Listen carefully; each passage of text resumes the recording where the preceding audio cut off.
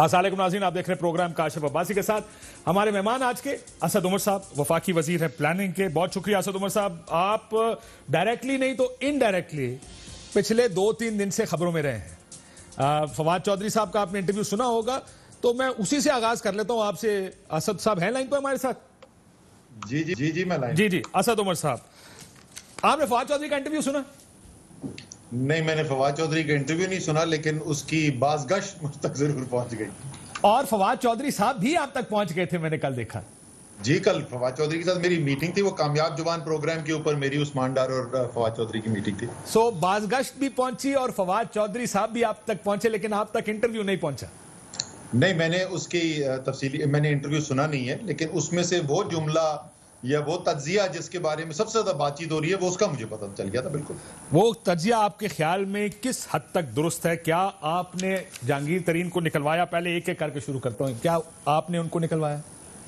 Sir, मैं अगर इतना ताकतवर होता, नहीं सर, मेरे ख्याल में देखें, दो उसके मुख्तलिफ पहलू हैं। ज्यादातर लोग ये कह रहे हैं कि फवाद चौधरी को ये पब्लिक में नहीं कहना चाहिए था, वो पब्लिक में कहना चाहिए, नहीं कहना चाहिए। तो दूसरा स्टेप है, मैं फवाद चौधरी के इस तज्जिए से बिल्कुल मुकम्मल तौर पे इत्तेफाक ही नहीं करता। आपने नहीं निकलवाया? नहीं, मैं सिर्फ ये नहीं बोल रहा मैंने नहीं निकलवाया, मैं कह रहा हूं कि वो जो कह रहे हैं जहांगीर तरीन ने निकलवाया, मैं उससे नहीं इत्तेफाक करता। जाहिर है, मैंने तो जहांगीर तरीन को निकलवाया नहीं, मैं उससे भी नहीं इत्तेफाक करता। मैं इससे भी नहीं इत्तेफाक करता कि जो लड़ाइयां हो रही हैं, उन लड़ाइयों की वजह से पार्टी को बहुत बड़ा नुकसान हो रहा है, गवर्नमेंट की परफॉर्मेंस नहीं हो रही, मैं इस बुनियादी तज्जिए से इत्तेफाक नहीं करता। पार्टी के अंदर, हर पार्टी के अंदर डिविजन्स भी होती हैं, इत्तेफाक राय भी नहीं होता, लोगों की मुख्तलिफ राय होती है, लेकिन और मुकाबला भी आपस में होता है। वो मुकाबला इलेक्शन तक तो बड़ा शदीद होता था, लेकिन ये मैं आपको बता दूं, मेरा जहांगीर तरीन का कोई मुकाबला नहीं था। वो और लोगों के दरमियान बहुत मुकाबला होता था। लेकिन जब से हुकूमत बनी है, तो मेरे ख्याल में किसी के पास इतना टाइम ही नहीं है कि सारे मुकाबले किए जा सकते हैं। मेरे ख्याल सर, में तो आप ये कह रहे हैं कि आपको जहांगीर तरीन ने भी नहीं निकलवाया, ये भी आपने कहा। वैसे बकौल असद उमर, बकौल उसके, देखें, फवाद इन अ वे आपको एडवांटेज ये दे रहे थे, फवाद चौधरी साहब। वो कहते हैं, ये सारे कह रहे थे उस टाइम, कहा गया इनकॉम्पिटेंट है, कॉम्पिटेंट नहीं है, poster boy of Tehreek Insaf, Asad Umar economy नहीं चला सके। तो फवाद ये कह रहे थे कि जनाब, वो असल रोला इनकी कॉम्पिटेंस का नहीं था, असल मसला ये था कि साजिश करके उनको निकलवाया गया है।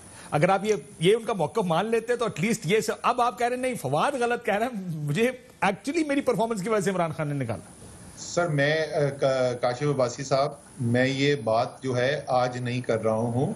जिस वक्त मैंने रिजाइन किया था, उस रिजाइन करने के शायद 1 या 2 घंटे के बाद मैंने लाइव प्रेस कॉन्फ्रेंस की थी, जो रिकॉर्ड का हिस्सा है। मुझसे पॉइंट ब्लैंक सवाल पूछा गया था, क्या जहांगीर तरीन ने आपको निकलवाया? तो मैंने उस वक्त भी कहा था, भाई, मेरा बॉस इमरान खान है, इमरान खान ने फैसला क्यों किया, उसमें उस बहस की कोई जरूरत ही नहीं है। अगर वो समझते हैं कि ये फैसला ठीक है, बात खत्म हो गई। और उसी दिन रात को एक हैं जनाब, जिनको आप शायद जानते हो, उनका नाम है काशिफ अब्बासी। उसी दिन रात को मैंने उनका भी प्रोग्राम किया था, अपना भी इंटरव्यू उठा के देख लें। मैं उस वक्त भी, जिस वक्त इंसान एक जज्बाती उसके अंदर होता है, मैं उस दिन भी वही बोलता था जो आज बोलता हूं। इमरान खान ने एक ओपिनियन फॉर्म किया, और उनके ओपिनियन में मैं फाइनेंस में इतना कंट्रीब्यूट नहीं कर सकता था। उस वक्त उन्होंने रिक्वेस्ट की थी कि आप एनर्जी में चले जाएं, वहां ज्यादा कंट्रीब्यूट कर सकते हैं। वो इस नतीजे पे क्यों पहुंचे, ये मेरे लिए बहस ही नहीं है।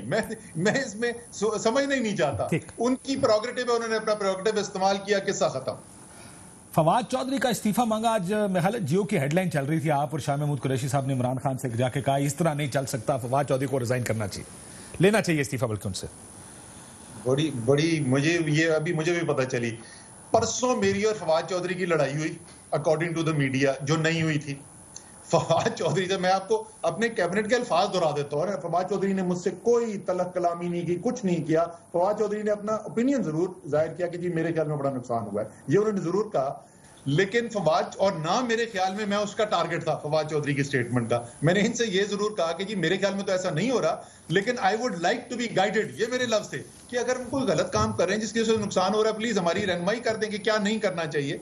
परसों मेरी उससे लड़ाई थी, कल उसकी और मेरी दोस्ती होगी, एंड वी मेड ना वो खबर दुरुस्त थी, ना ये आज की खबर दुरुस्त। 3 दिन तवातर से जो मीडिया में हो रहा है और जो एक्चुअल हो रहा है उसमें मुझे तो कोई कॉमनैलिटी नजर नहीं आ सब रही। मुझे भी नजर नहीं आ रही। वो आप उस गर्लफ्रेंड बॉयफ्रेंड की तरह हैं जिन्होंने एक दिन लड़ाई की, अगले दिन बॉयफ्रेंड पहुंच गया आपके दफ्तर और एक्चुअली फवाद की तस्वीर आई, दोनों ने बैठे, तीनों बैठे, गप से खत्म हो गया मसला। लेकिन उसके बाद अगले दिन खबर आई तो अब क्या करें, उस खबर की वजह से मैं सवाल मैं वही बोल रहा हूँ, मेरा फवाद से क्या मैच, मेरी से क्या लड़ाई, जिंदगी में कभी उसकी मेरी बहस नहीं हुई। ठीक है।